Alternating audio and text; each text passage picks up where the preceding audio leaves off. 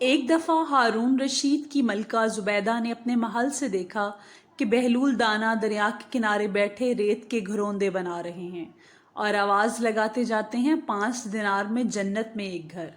زبیدہ نے نوکر کے ہاتھ 500 دینار بھیج دیے، جواب دیا کہ زبیدہ سے کہہ دینا کہ اسے جنت میں ایک گھر دے دیا، اور دینار دجلہ میں پھینک دیے۔ رات کو ہارون رشید نے خواب دیکھا کہ جنت میں زبیدہ کا ایک خوبصورت مکان ہے۔ صبح پوچھا تو زبیدہ نے واقعہ بیان کر دیا۔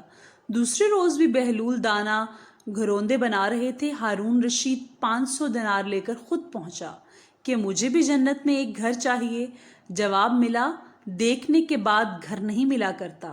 ہارون رشید نے کہا، اچھا یہ بتائیے کہ آپ نے دینار دریا میں ڈال کر اللہ کی نعمت کو کیوں برباد کیا؟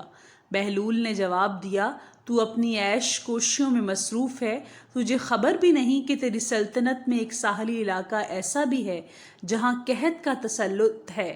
ایک ایک مچھلی 1 دینار نکلے گی اور 500 مچھلیاں قحط زدہ مقام تک پہنچیں گی جہاں مچھیروں نے جال ڈال رکھے ہیں۔ ایک ایک مچھلی ایک مچھیرے کے جال میں آئے گی۔ 500 آدمیوں کو ایک مچھلی بھی ملے گی اور 1 دینار بھی۔ علامہ سیوطی رحم اللہ نے لکھا ہے کہ ہارون رشید اپنی تمام تر برائیوں کے ساتھ روزانہ 100 رکعات پڑھتا تھا اور 1 سال حج پر جاتا تھا اور دوسرے سال جہاد پر۔ سبحان اللہ۔ اسلامک ویڈیوز کی سپورٹ کے لیے چینل کو سبسکرائب کر دیں۔ شکریہ۔